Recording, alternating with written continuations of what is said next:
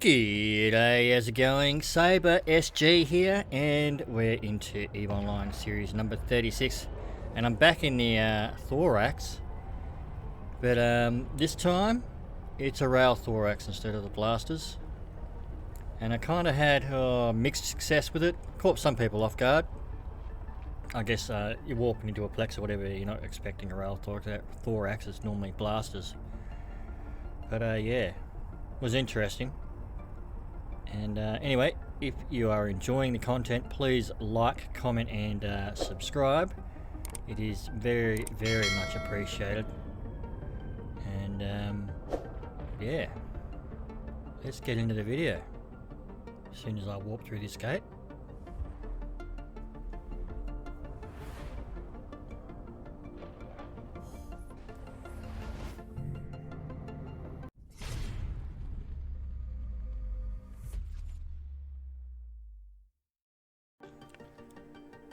Alrighty, let's quickly check out the fitting for the kiting Thorax.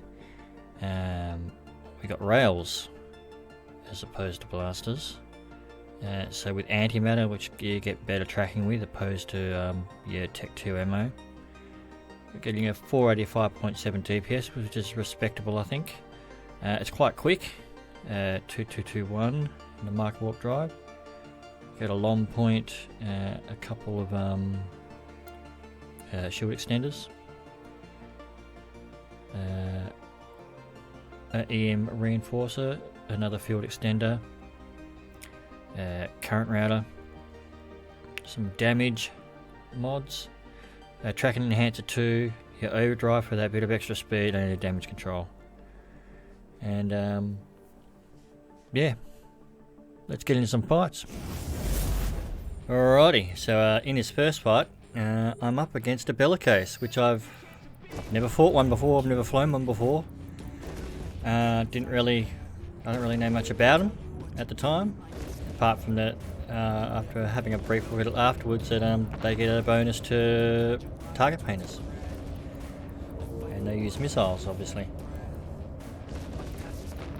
So this one, he doesn't even have a long point or a point at all to PvP me with, so it's just kind of very interesting. I can leave whenever I want, so I can gauge whether I'm going to be able to kill him before he kills me, and if it's not looking good I can just walk off.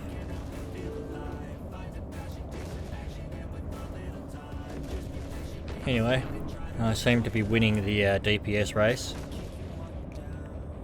And let us know in the comments, do any of you guys fly Bellicoses? And if so, maybe send me an in-game mail of some good fits, kiting wise and brawling wise. Be interesting to see. He's just about down. Boom. Good fight.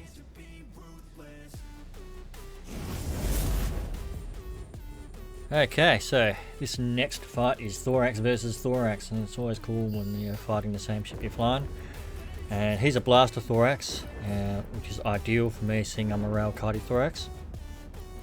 But he plays it well, and immediately starts killing my drones, which is that's not very nice. My poor drones. But as long as I keep him at range and don't mess up anything, it's looking good.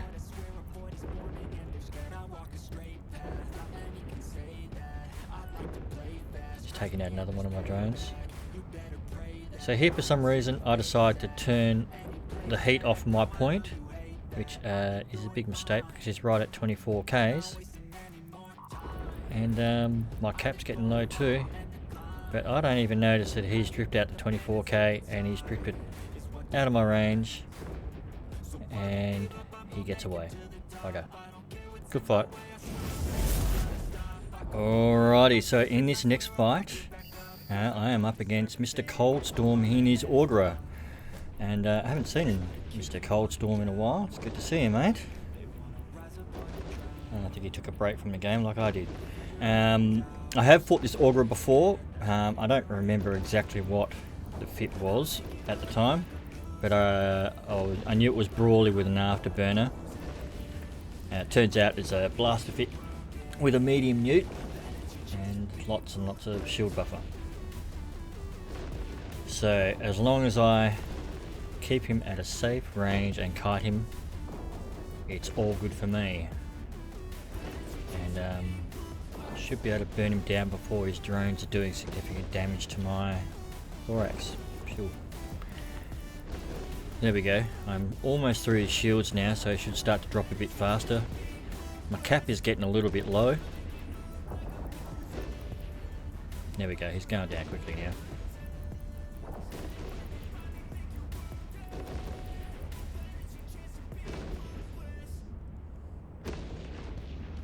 Nearly there. And boom. Good fight, Mr. Coalstorm.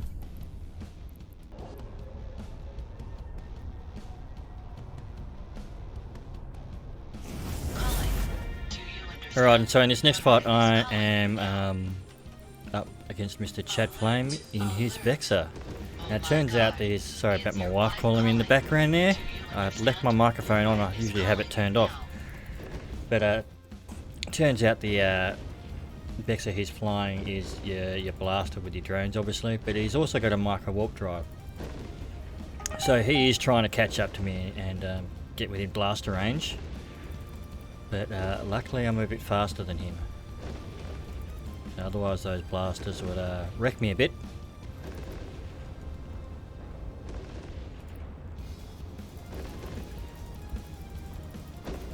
So yeah, he's going down quickly now.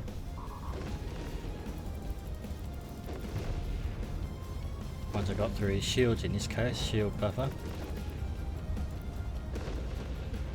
Into his structure. My cap is getting it pretty low though. Pretty cap hungry this bit. There we go. Good fight. Thanks, Chad.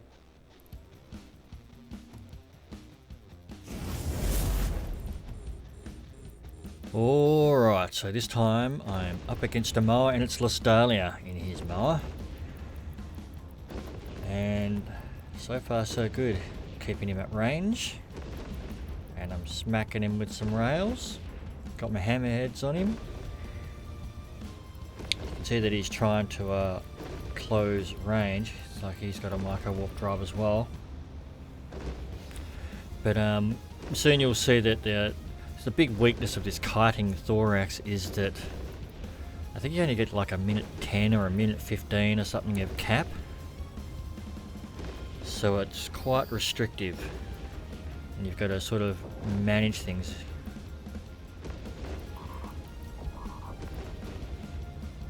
Looks like he's gone for a bit of a slingshot there.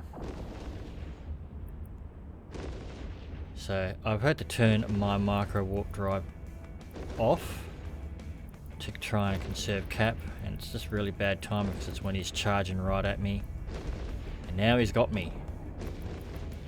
So I'm in big trouble. So now his blasters are going to apply some big damage on me. And I'm also really low on cap. So I go a last ditch effort to try and pull away. But no go, and cap is empty. I have done a fair bit of damage to him, but probably not enough. There we go, I'm starting to melt. Blasters are doing their thing on me. They're hurting. Ouch. So there's there we go, I'm nearly dead. There's the big weakness. Is the cap. Good fight, Lestalia.